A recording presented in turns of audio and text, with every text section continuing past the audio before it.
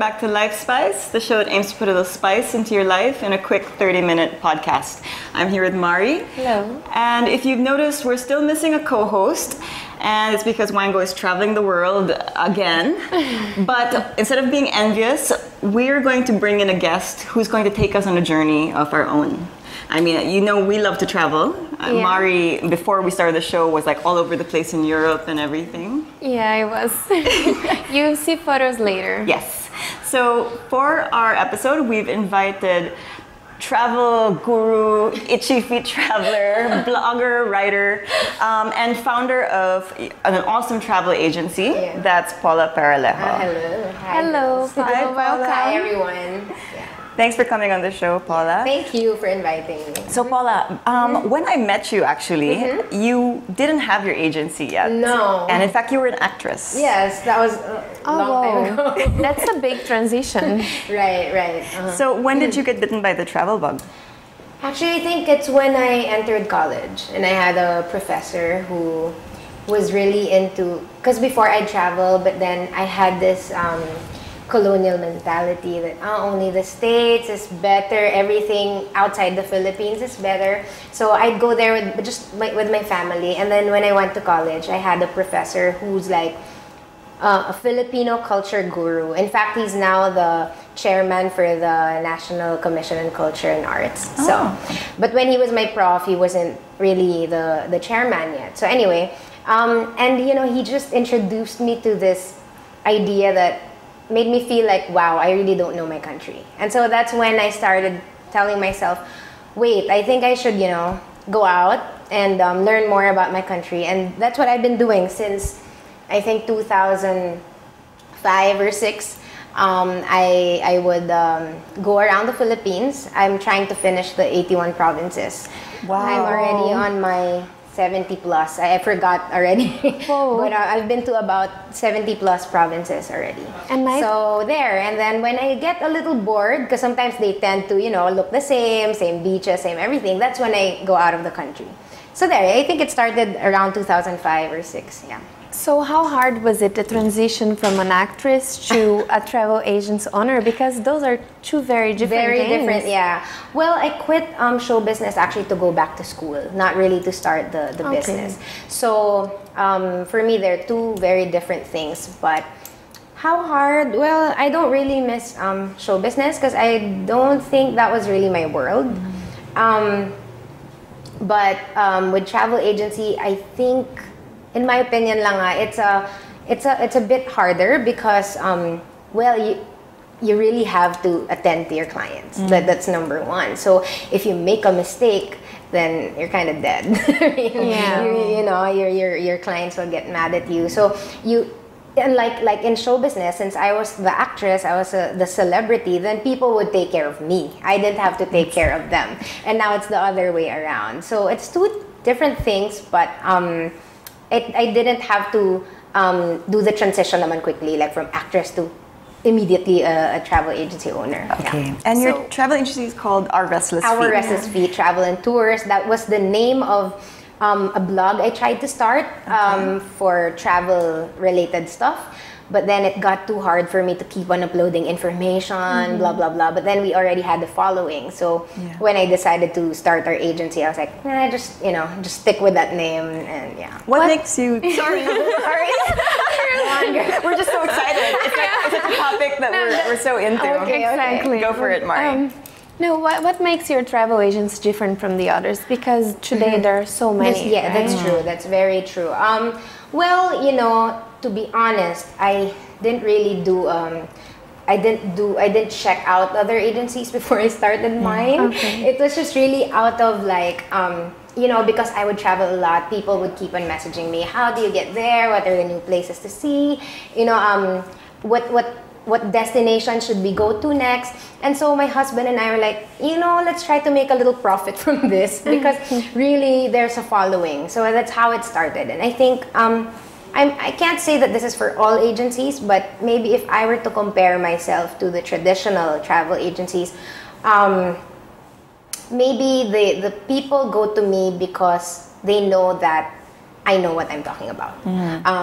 For one, I'd actually joke my husband a lot, like, I have to travel pa because whenever I travel to a destination, they end up going to that destination. Well. So it's very costly for me. It's research and development. Yeah, that's true. Let's charge it to the company. Exactly. So I think a lot of people really go to us because of that. Because one, they know that it's either I've been there, or if I don't, I'm very honest about it. I don't make bola. I don't say, I don't just do like research and then talk as if I've been there and stuff. I'm very honest with them.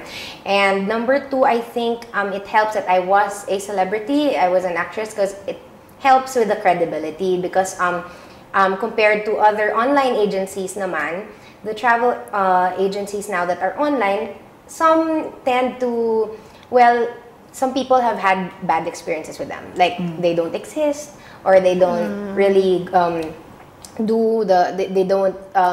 they don't experience what was offered to them. So I guess that's the good point about me being a celebrity before, because there's the credibility area. That's true. So maybe that's what kind of sets me apart from the rest. No, I took a look at your website. Oh, you did? Yes, the travel agent's website. And I saw that you offer also tips, when you want to travel. Yeah. So do you charge for this kind of service? For the tips? Yeah.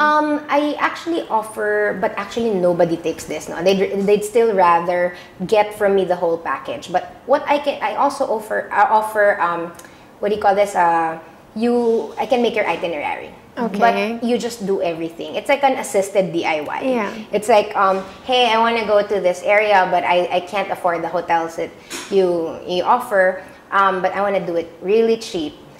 I'm like, okay, I can do your itinerary. I'll just charge for the itinerary per day. I can do that. But then sign up for at that. the end of the day, they still end up getting the regular packages. package. But then, yeah, I can do that. Yeah, but I found that very different from the other travel agencies, because you normally don't see, we offer tips, we can help you. Maybe because that's my forte. I mean, I really love making itineraries.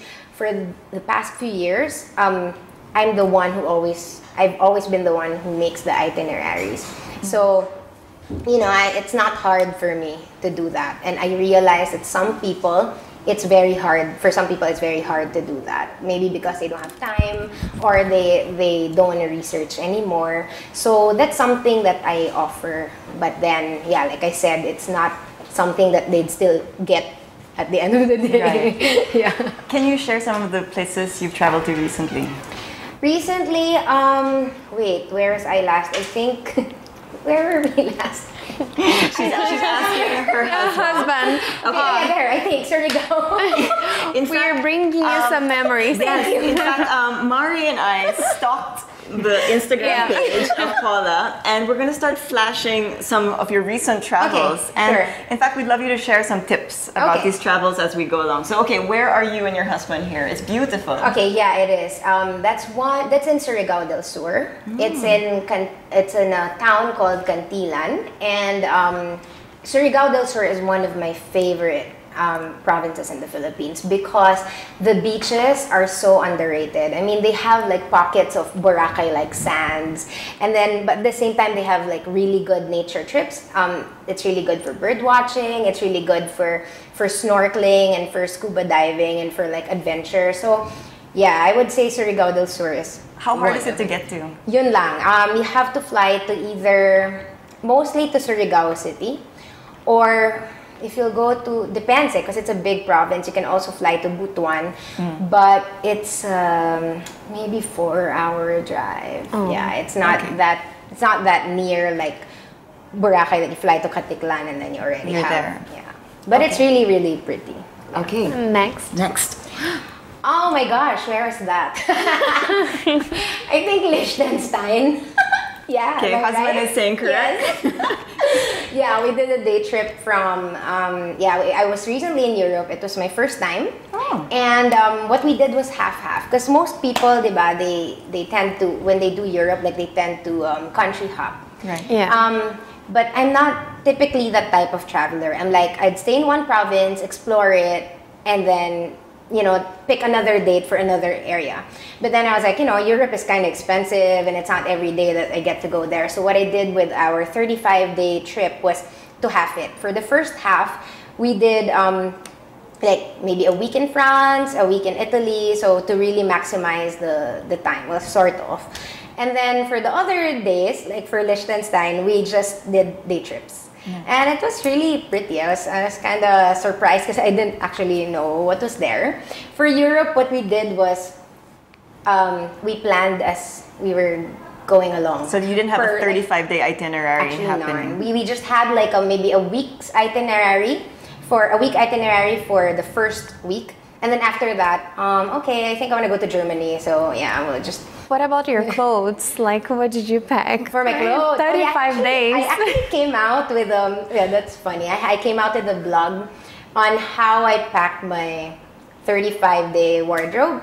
Thankfully, it was spring to summer, so it wasn't that hard. I didn't need those bulky things. Yeah. So I think I only brought like 2 jackets or 2 outerwear. Okay. Yeah. And then I just, I didn't bring a lot, but I think maybe, I can't say I'm a backpacker kind of like packing. It's not like that. But it wasn't a lot really, but I was able to mix and match it. That in that way, I didn't have to repeat the whole, the whole set for any of the days. Fantastic. So that's very smart. You can check my blog. Okay. Okay. That is in Vietnam. Wow, so that's where I came originally Halong Bay. Have you been there, Mari? No, I tried to, but I lost the flights and... Oh, yeah, okay, that's in Halong Bay. It looks very similar to our Palawan. Yeah. Palawan. So yeah, we went there on a cruise with Paradise Cruises. It's one of the things we sell in the agency.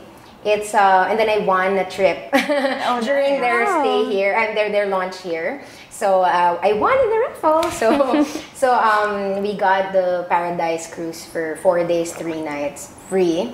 It was really nice because it was like usually people who go to Halong Bay they do the overnight cruise, but it's like on junk boats. Nice. Yeah. Is it comfortable as well? Well, I didn't try that one. This one is medyo high-end. Okay. So you can see the difference. But of course, the price is also very different.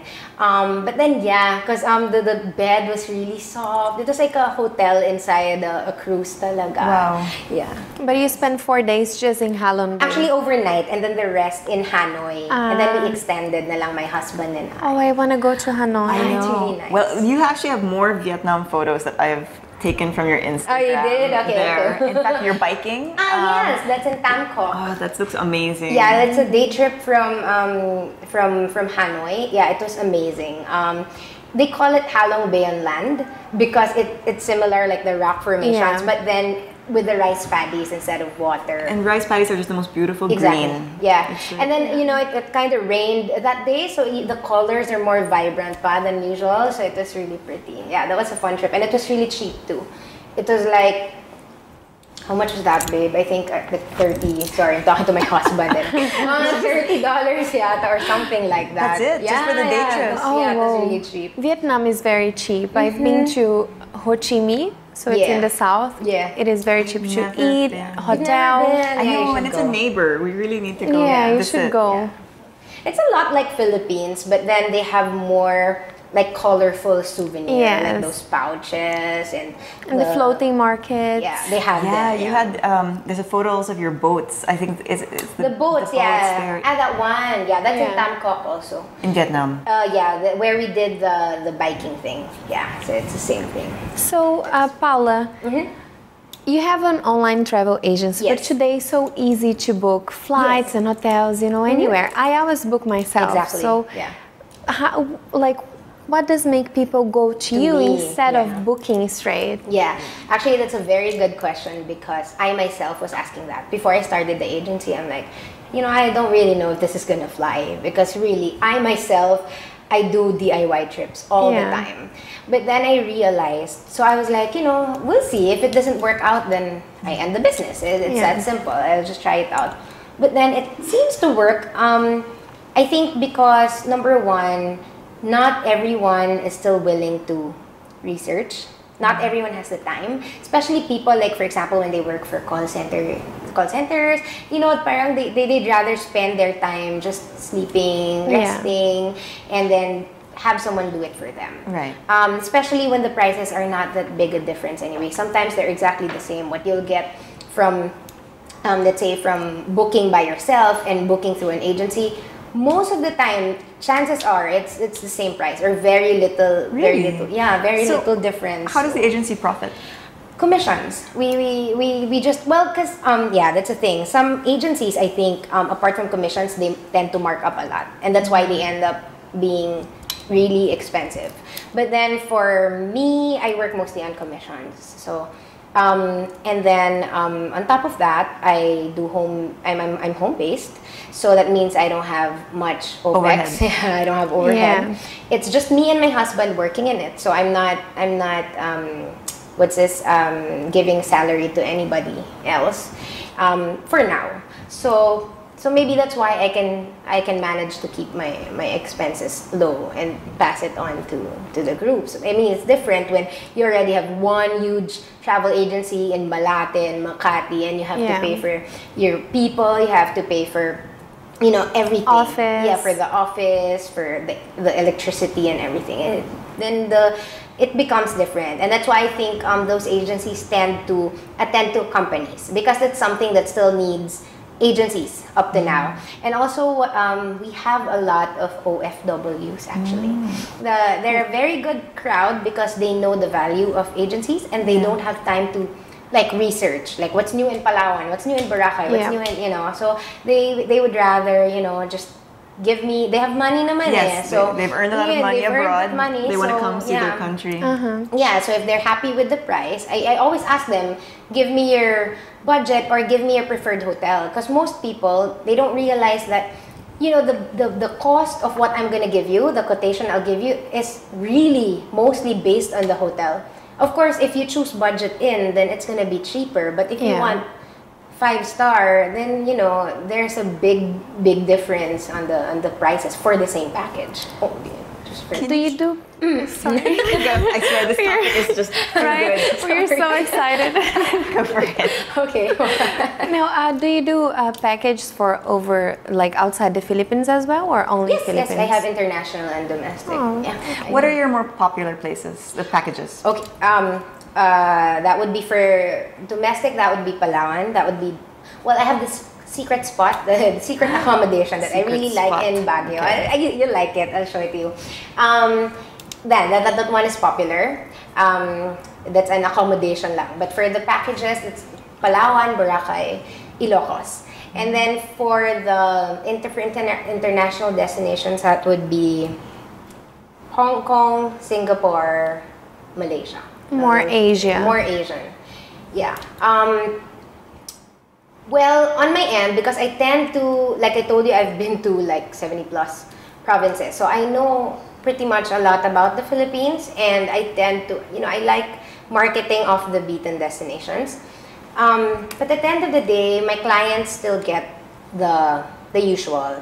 And my theory is that maybe because the reason why these people go to me is because they're not really mega travelers yet. So maybe if they were to spend, of course they'd spend muna on Palawan, they'd spend on Boracay before going to the off-the-beaten destinations. So yeah, but I like injecting that. I like promoting, hey, you know, Surigao del Sur has all these cool, you know, falls, and they have all these cool beaches. But then, yeah, for now it's still mostly the usual. Do you have a favorite place in the Philippines? I think, yeah, Surigao del Sur would be one of my favorite provinces. And Baguio, you know, Baguio is still as charming as ever for me. Because, you know, because I think a lot of people, we've been there so many times that you can afford to just really relax, check out a new cafe, check out a new, you know, a new cute boutique hotel or something. Yeah, it's an art scene's growing It's very in Baguio artsy, yeah. quite nicely. Because you travel a lot, sometimes you can have mishaps. Can you share maybe a travel mishap that taught you a lesson? taught me a lesson. Oh no. What did that mean? Her husband, by the way, is laughing away. So obviously this is a good story that's about to come out. Can I tell? I don't know what you're talking about. He said, I don't know what you're talking about, but he does. Okay, I will tell. No, because we were in Batanes recently. And then my husband and I, because we've been there before and we've done all the touristy stuff. So we've gone as far as Itbayat Island. It's not the usual Batanes destination. So anyway, when we came back, we're like, yeah, let's not do the tours anymore. Let's just, bird watch and do what we want. So we rented a motorbike. But then we didn't realize that, because usually naman, my husband and I would just rent a motorbike and, just go around, stop where we feel like it. But then we didn't realize that in Batanes nga naman, it's like rolling hills. Oh no. Yeah, so we got into a little accident. What's a little? Oh, We kind of flipped over. Oh no. Yeah, we did. So You had helmets and all? Or? actually no. Yeah, Did you get that's hurt? Good thing I had a backpack, no. I think that's the one that sort of saved me.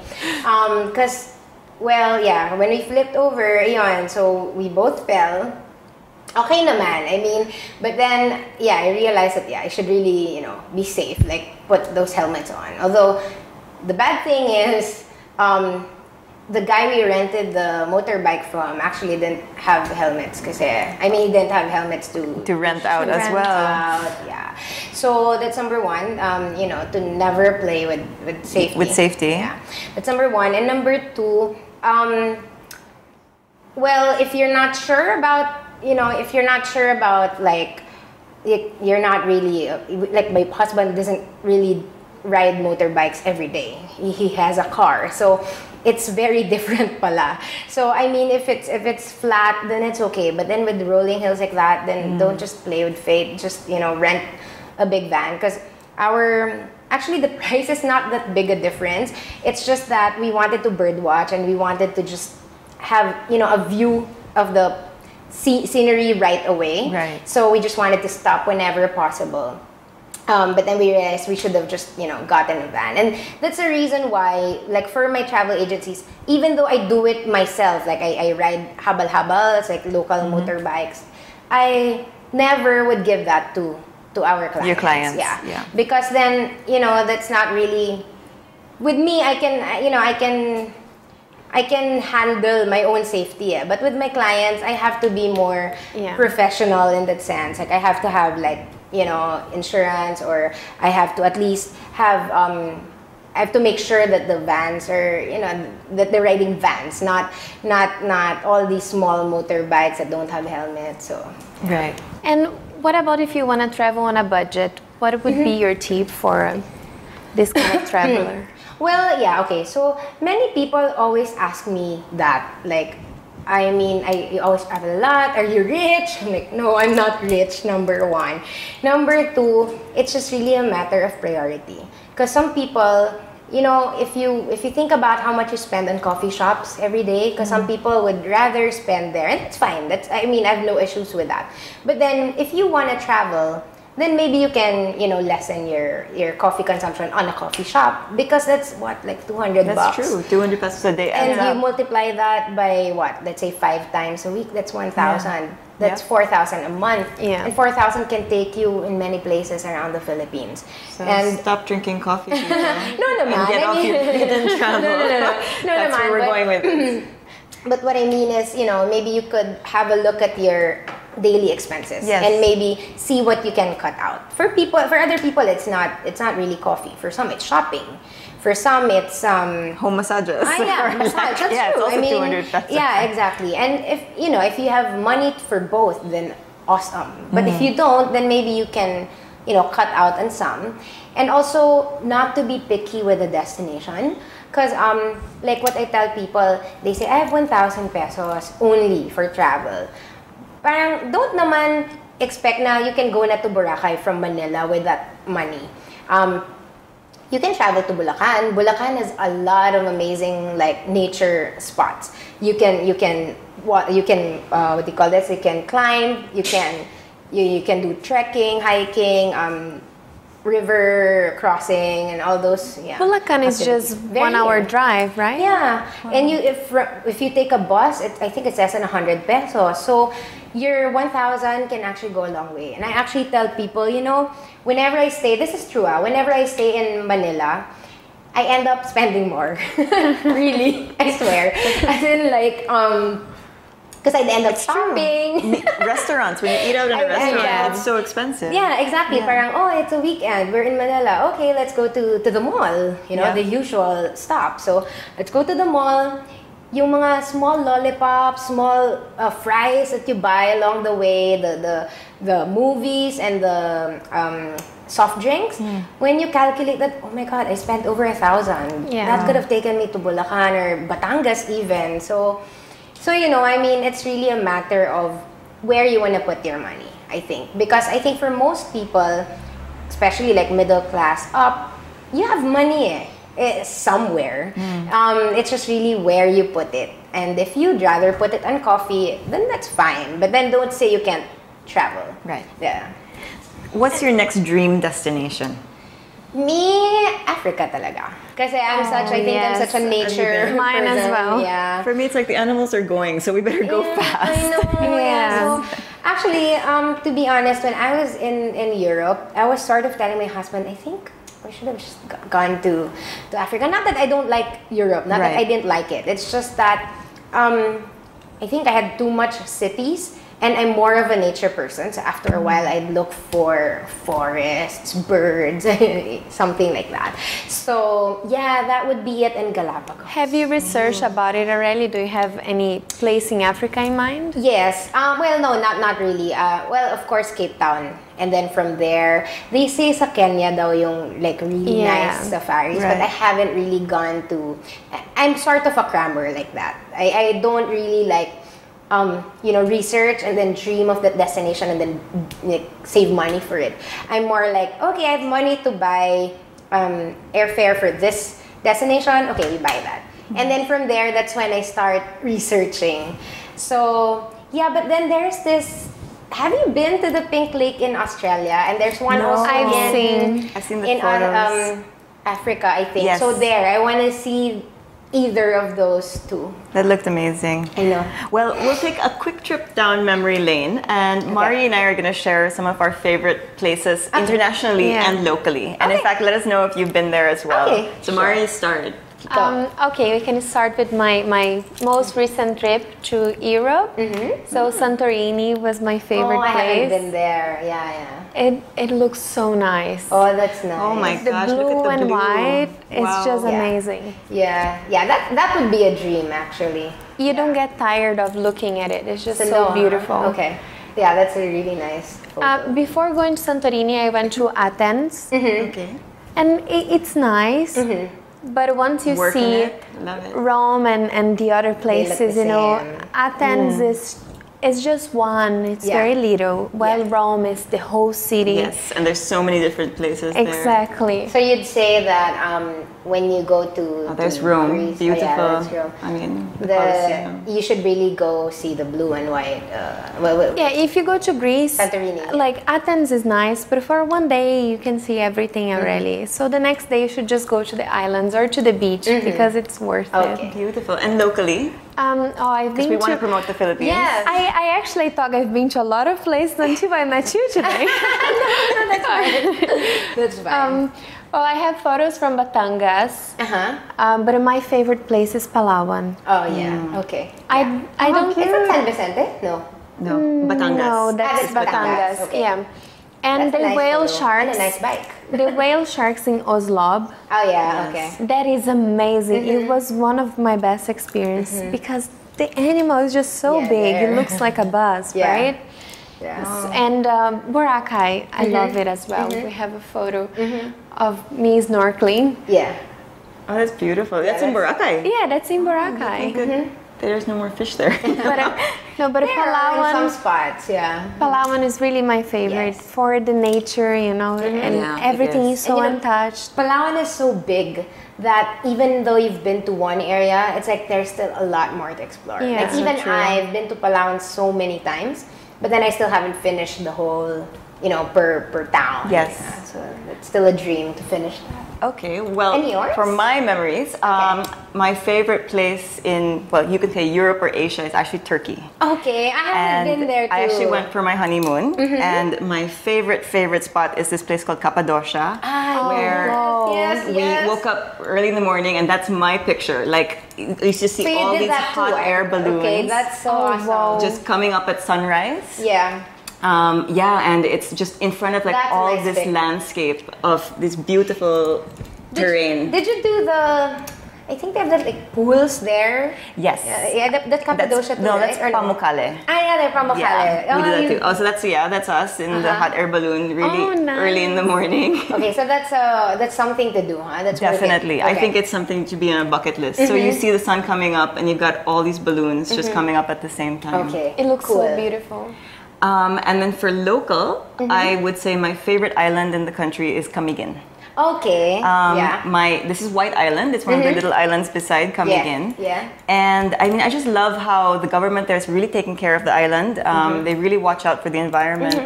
And it's just as beautiful as it was since I've been going as a child.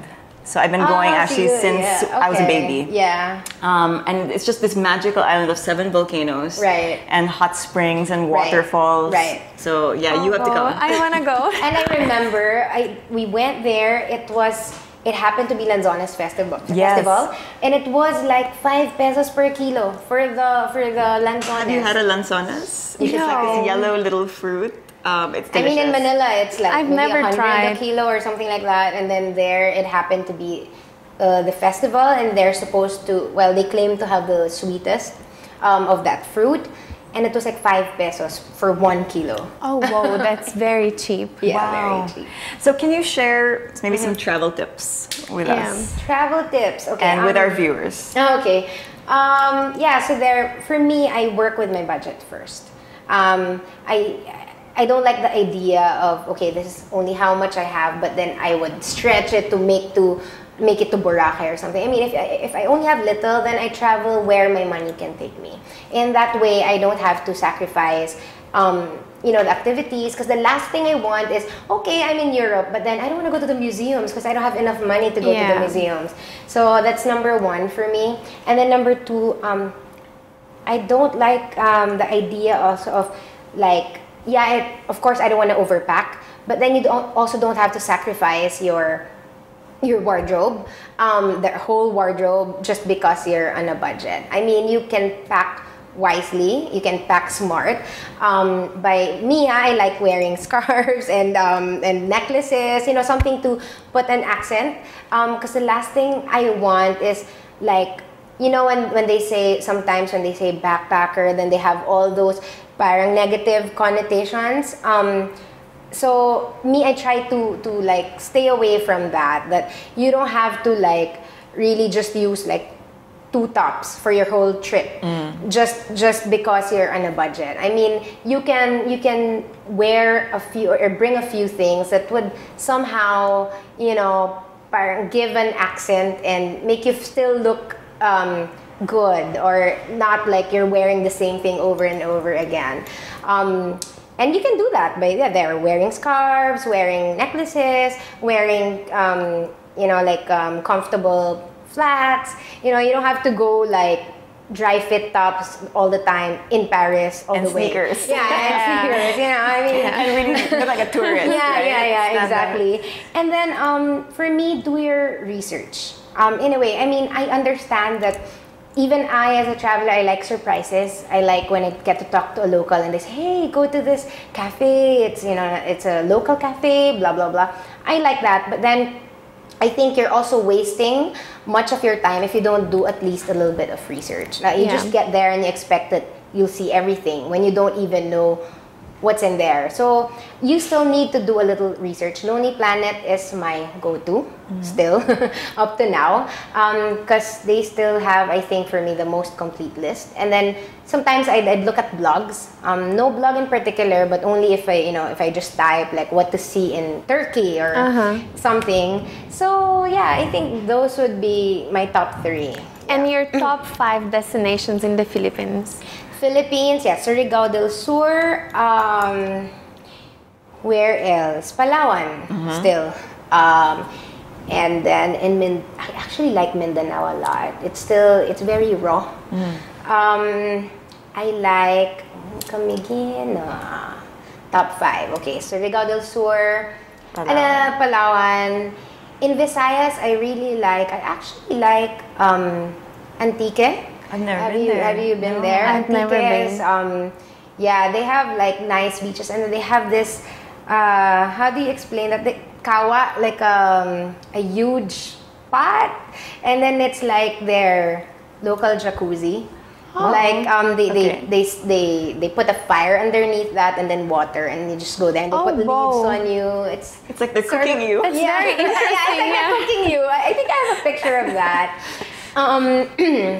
And then for actually Cordillera as a whole, because maybe it's the nature person in me that the I really Sagada, like the rice terraces, and then for bird watching it's really awesome too, like mountain birds. And then my last would be